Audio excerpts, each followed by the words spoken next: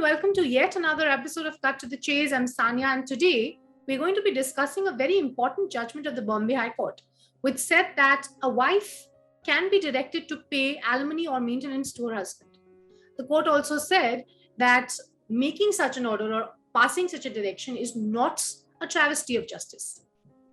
Now, to understand what this judgment is all about, what the law is about, and what are the realities in this space on the ground, I have with us today Shonee Kapoor, who is a men's rights activist, as well as Deepika, Narayan, Bhardwaj, who is an independent journalist and a documentary filmmaker. Hi and welcome both of you. It's so wonderful to have both of you here. Thank you very much, Sanya. It's wonderful to be here also. So I'll cut straight to the chase with Mr. Kapoor here, and I would like to shed some light on firstly what the Bombay High Court judgment has recently said, and what is your understanding of it from the perspective of the public implications that it has.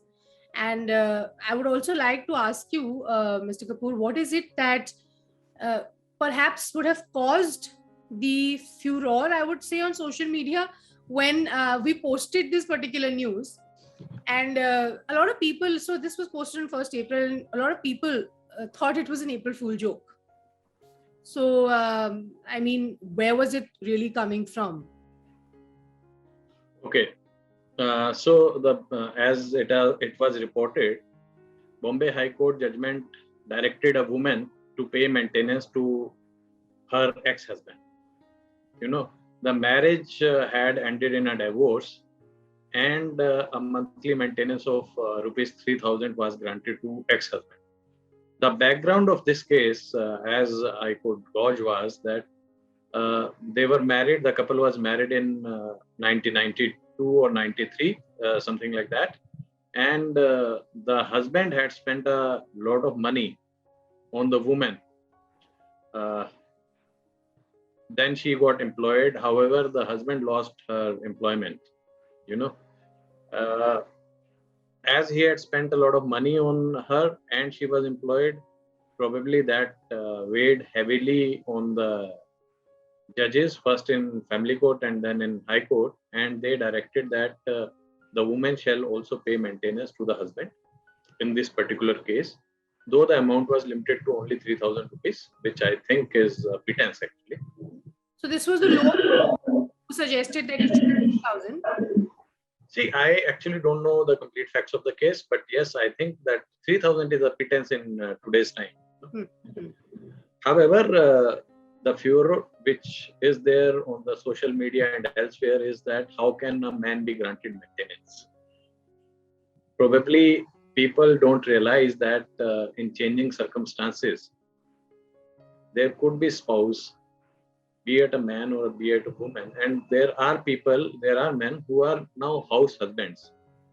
They may be very minuscule number of people, but there are such people, and once in a while you encounter such person whose wife is earning, or probably they both started their career together, and because the career of the woman took over, you know, so husband said that okay, I'll take a break and we'll concentrate on your career.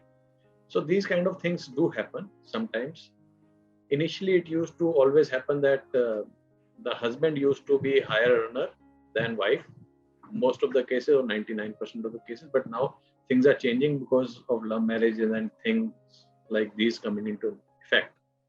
Secondly, woman empowerment.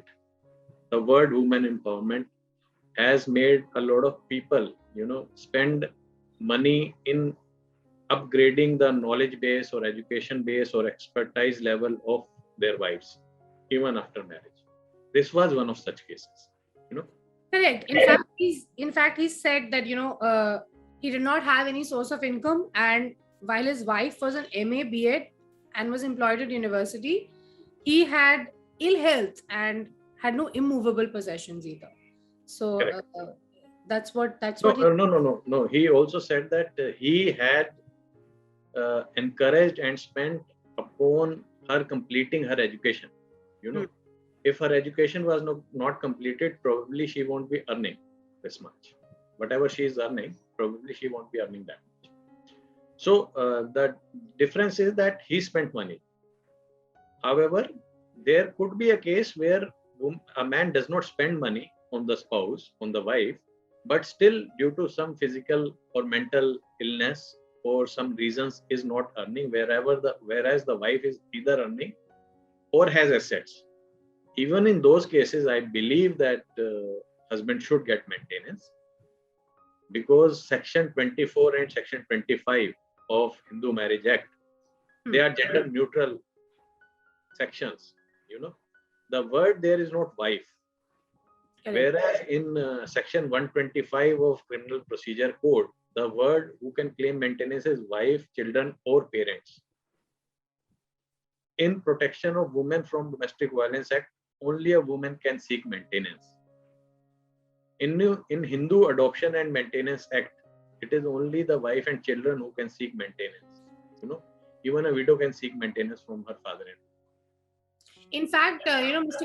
when me and Deepika were discussing about this particular judgment last week when it had come out, I sent it to her and I said that, maybe we can have a conversation about it. And Deepika, I remember that you said that, Sanya, this is the law.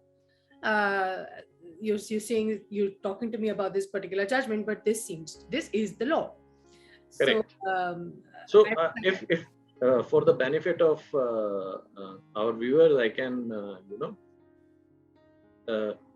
tell you what is the law. The law 25 Permanent Alimony and Maintenance of Hindu Marriage Act says that any court exercising jurisdiction under this act may, at the time of passing any decree or any time subsequent thereto, on an application made to it for the purpose by either the wife or the husband, as the case may be, right, order that the respondent shall pay to the applicant for her or his maintenance and support such gross sum or such monthly or periodic sum for a term not exceeding the life of the applicant, as having regard to respondent's own income and other property, if any, and the income and the property of the applicant. So the law is very clear. I don't know why people who have not read the law either, or they don't understand the importance of the law, or the wisdom of the legislature, while drafting this law. I think if I may pitch in now, I'm not too sure how was the reaction on Lawbeat, Sanya, but to me, I think I saw kind of mixed reaction. I saw a lot of people saying, yes, this should happen, a wife should also be held responsible for husband. If he's not able to earn, then wife must take care of the husband as well. Whereas there were, of course, some people who said, this will lead to misuse, this will lead to husbands sitting at home and claiming maintenance from wives and things like that. But I think in this particular case, the crux was the wife said that we have already been divorced. And it's been long that we have been divorced, and he filed for maintenance much after we had separated and we had parted ways. So is he entitled to maintenance? I think the crux of the judgment was this whole word that Shonee just read in the definition, right? Subsequent thereto. So they were basically saying subsequent thereto doesn't mean after divorce, but then the court clarified that it is definitely after the divorce. The provision is to hold a person responsible who has been in marriage with the other person, and even if there is a divorce and the person has absolutely no means to earn, then that person can actually fall back and take support from ex-spouse as well. And this is, of course, rarest of the rare cases. In fact, I had written on Twitter also, this is one of 9,999 or something cases where the husband has been granted maintenance. Otherwise, there are endless cases where divorced women have taken maintenance, continue to take maintenance from their husbands under these provisions itself. They get lifelong maintenance until they get married. Of course, there are some embargoes. So this has been the law, and a very clear law. It's just that this time it got so much of attention because it was a wife who was asked to pay husband. Otherwise, I'm sure Shonee would know there are there would be thousands and thousands of men in India right now who would be divorced but still paying maintenance to their ex-wives. There are men who have their families, who have their kids also, who got remarried and they have kids, but they still have to abide by paying maintenance to their ex-wives. So that's what the law says. Yes, that is right. And in fact, there is a very pertinent point which I wanted to raise here. And the point was that in this particular case, the husband was not earning. Whereas there are multiple cases and thousands of cases where women have willfully left their jobs just to get maintenance, just to claim maintenance. You know, they just leave their jobs. Whether they were getting well earnings in their jobs or not is not the point. The point is that if there is a woman who is well educated, who is able bodied, why shall she not earn? More so if she was earning in the past. Merely to get maintenance, she cannot be asked to quit job. In fact, when I was researching for this particular talk, I came across a judgment from Bombay High Court. It is an older judgment. And it was about section 24, which is again maintenance pendant light. It has the same section. Either spouse can claim maintenance, but I like to read the judgment and then we can dissect it. It says that section 24 entitles not only the wife but also the husband to claim maintenance pendant light on showing that he has no independent source of income. However, the husband will have to satisfy the court that either due to physical or mental disability, he is handicapped to earn and support his livelihood. Such kind of condition which is imposed on a husband is not imposed on a wife. When we speak about I'll just add, do you think there is a difference when it comes to implementing a provision which is gender neutral already in the law, when it is practiced in theory, in the sense that when it is applied in courts, do you think there's a difference and there are conditions imposed through jurisprudence? Yes, that is what I just read out the Bombay High Court judgment. It is a previous judgment. So why such kind of conditions are imposed? In till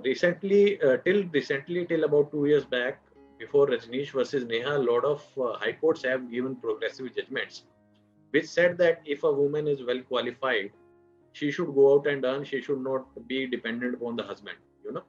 But in Rajneesh versus Neha, and even a judgment prior to this, Supreme Court said that the only test for a woman claiming maintenance should be whether she is earning or not earning at the point in time where the maintenance is being decided. So all the progressive judgments which Madhya Pradesh High Court or Delhi High Court or Bombay High Court had delivered, or even Gujarat High Court had delivered, they have been taken away by one judgment of Supreme Court, Rajneesh versus Neha, where it said that what is more important is not capability to earn or capacity to earn. Whether she is earning at that point of time or not should be the sole consideration while deciding interim maintenance. And I don't think that it is a right judgment. I have my own reservations about it, because this will lead to, lot of people who are just, getting lazy because they are getting good maintenance. They are leaving their jobs. And on a social level, I have a very strong opinion that when women seek reservations in colleges, technical colleges or higher education, and then and of course our exchequer spends a lot of money on educating these women or giving technical knowledge to these women, and if they sit at home just to claim maintenance, it is criminal. Of course, a question which is probably has a lot of variables, and it is a debatable. That's what I'm saying, that I have a very strong opinion that it is criminal. Just to claim maintenance, just to get even with somebody, you are making exchequer pay for your education, which is just like what, a feather in your cap. Another reason why you should get a better husband.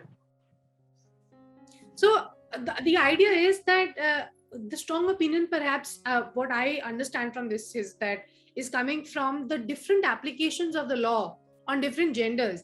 And when I think that when you're applying a gender neutral law in jurisprudence, that aspect of gender roles being thrusted even more, when you're pushing the fact that only a man can be a perpetrator and only a woman can be somebody who is the victim, will further push this problem of gender roles, and will further push this problem of differences in genders, because actually gender roles stem from this thought process that only this gender can do that and only this gender can do that. So gender neutrality has to be looked at from a very different lens, and I think that our courts need to also understand the laws when it comes to gender neutrality from a less patriarchal lens, I would say. Or how would you put it, Deepika? I would like to. Sanya, like Shonee said, just to get back to the discussion of husbands getting maintenance. This judgment got a lot of prominence. Sometimes I don't understand why some particular story gets so much of prominence. I didn't see too much into this, to be very honest, because law vaisa hai, it is neutral.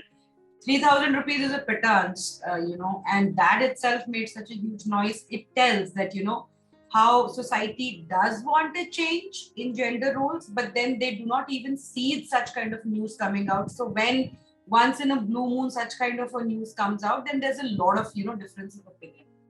So before this, there was a Kerala High Court judgment not so long back, where again a husband had asked for maintenance, and his petition was thrown out by the Kerala High Court, saying we cannot promote idleness in the society, where capable of earning man is asking for maintenance from husband. So his petition was thrown out. He was not granted maintenance. I was reading another judgment in the larger view of judges usually is, and I find it very strange, but of course it comes from the patriarchal mentality, that until and unless a husband is crippled, unable to earn, and disabled and all of that, neither can he seek maintenance from his wife, nor can he deny paying maintenance to his wife. You understand? So the threshold for a man is extreme. Ki jab tak bilkul, he is disabled, bilkul kaam nahi kar sakta, and he is totally, a person who is just completely dependent on the other person, he can seek maintenance only then. Whereas when he has to pay wife, until unless he proves that he is completely disabled or something, he cannot avoid the maintenance to his wife. So wife has, first of all, 5 different provisions in Indian laws to claim maintenance. Then the threshold for her to prove that she is deserving of maintenance is extremely low. Like Shonee said, it's just, kind of that she is not earning, which has actually led to a lot of well-qualified, capable of earning women, asking for maintenance in these sports. And I don't know where the whole idea of equality and empowerment goes there. I was reading a judgment where a colonel in army is who's earning almost equivalent to her husband, is seeking maintenance from her husband, saying, I have this and I'm able to take care of this from this money, but then I have a lot more needs which my husband needs to fulfill, and it is his responsibility. It's a woman who is writing it in the petition, that by law it is a husband's duty to maintain a wife. Then, I mean, in the whole idea of equality, this doesn't really fit in. If you have been violated, if you're in mental trauma, and then you say then you need to be maintained, we could understand that. But just saying that I'd like to interrupt. Deepika, if I recall correctly, you had crowdfunded alimony for a handicapped person to pay an able-bodied woman. Was that the case? Absolutely. Can you just tell about that also? So, Sanya, in fact, it's one of very unique cases, I would say. I don't think ever something like that has been done in the past. There's this man, his name is Shiv. He is based in Delhi, and he was fighting a false accusation of dowry and domestic violence, dowry basically, since the longest of the times. dowry and domestic violence, and his wife had, of course, asked for maintenance. The reason for this man and his wife basically getting separated is that man met a very, very serious accident where his complete skull was broken and all of that. He met with an accident where a bus hit him. So this happened within I think the first year of first 1.5 year of the marriage. And the woman left him, deserted him, and she thought that he's going to be dead. But luckily he survived. When he survived, that's when this woman went to the police station and said this guy was demanding dowry from me. So Shiv, when I met him first time, he told me that, ma'am, I was still not able to move. I was handicapped completely. When I was taken in the auto by 3 people of my family to the police to show the police that, I'm in this condition, am I in condition of demanding dowry and all of that. Long story short, he kept on fighting for 8-9 years. Comes from a very, very poor background. This man was thrown thrice behind bars for non-payment of maintenance to his wife. And I think it was 2017 or 16, I guess, when I crowdfunded the money that he had to pay his wife. The judge asked wife that, how much do you want? She of course gave a very huge number. But then the judge said, either you take this amount or I'm not going to give you a penny for maintenance. And then she said, okay. So we raised about 5 lakhs for this man. So again, coming back to the same point, that even in this case, this woman has been defaulting on payment of maintenance since so long. It's been 5-6 years. She has not yet been put behind bars, but the law is very strict on men. You have arrears, you will be given a summon, you don't obey, you go to the jail. There have been some judgments where men have been put behind bars for like 2 to 3 years if they did not pay maintenance to their wives. And even if they come out, they have to pay maintenance. So the law, only 25 FHMA is gender neutral, but overall the applicability of maintenance laws still remains to be very, very women friendly, one-sided. But I must admit that I've seen numerous cases where there are women also who keep running helter and skelter to get maintenance and they don't get maintenance. So let me just put it this way. The law is at a different footing. The applicability of jurisprudence is at a different footing, which is not inclusive of all thought processes all the time. And the realities are absolutely on a different footing. So that seems to be the problem. Am I right there, Mr. Kapoor? If you would like to add something there. See, you have to understand that all the judges also, lawyers also, they also come from the same society. And the mindset of the society is like this. Husband has to provide for women. There would be numerous cases, and I have come across such numerous cases. Deepika would have also come across such numerous cases where husband and wife started having a life, started their careers. Husband was doing all the spendings, wife was saving the money. They bought a property or the wife kept on investing, At the time of divorce, there is no equitable distribution of wealth in those cases.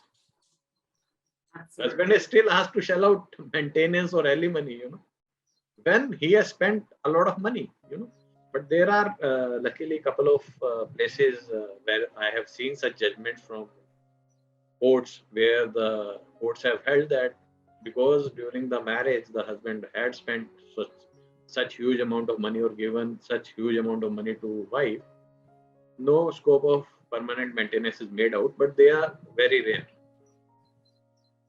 But yes, something that I think also want to bring into this are maintenance provisions, Sanya, truly appropriate in the current existing circumstances of society. I think we really need an overhaul. I had written also the other day. See, it's okay. I mean, you can be completely crippled, you can be completely disabled, but I personally feel there has to be some end and a sense of sanity when you're talking about a divorce. You can put some responsibility on either of the spouse to maintain their, partner for, let's say, 1 year, 2 year, 3 year, 5 years, whatever that time is. But there has to be some end to it. And I'm saying it for both husband and wife and not only for, husbands. there has to be some semblance of this. You cannot expect that, you know, a fallout of marriage can mean financial burden on one person for the rest of his life. You know, that you keep on earning and you keep on paying to somebody else. When there's a divorce, I think there has to be a semblance of an end to that relationship in terms of responsibility that comes with those relationships as well. And as we move forward, if that doesn't happen, then one person, which I personally have seen in just so many cases, where the wife decides, nahi karungi main aage shaadi, right? My only aim of life is to suck money from you. That's it. That's my whole aim of life. I have one kid. I am not going to get married again. I'm not going to work. I'm going to take money from you, and you are liable to pay me money. And the courts allow that. I mean, one person decides that that person is going to ruin the life of the other person for the rest of his life, and the provisions are such that enable things. I think we need to revisit such provisions, because that just allows one person to financially exploit the other person for very, very, very long time, which is, I think, unfair. In fact, I like to go one step further. I think we need a complete overhaul in our civil code itself, and all the divorce, maintenance, adoption, succession, these laws should be made uniform, number one. Number two, there should be, you know, periodic review of these laws, maybe every 20 years, 25 years. These laws should depict the reality of the current times. See, in Hindu Marriage Act, it was made in 1955. The last overhaul happened in 1979, you know. When we talk about CRPC 125, the original provision was 488. It was made in 1869.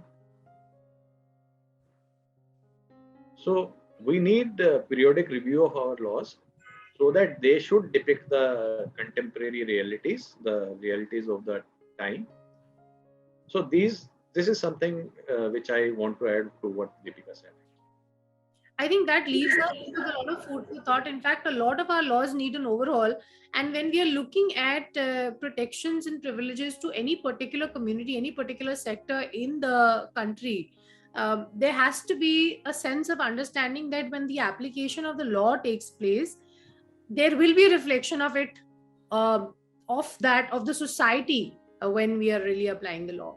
And I think I always thrust this for perhaps every sector, that we have to focus on trainings perhaps for judges, where they are sensitized not only towards gender and towards women's rights and women's issues, but also towards the fact that thrusting any particular role to any particular gender can further insinuate this thought process, can further push this thought process.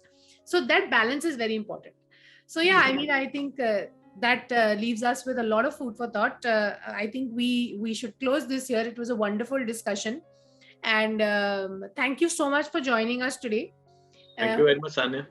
Hope to have more inputs from you in the future at Lawbeat. Sure. Thank you so much, Sanya, for having us.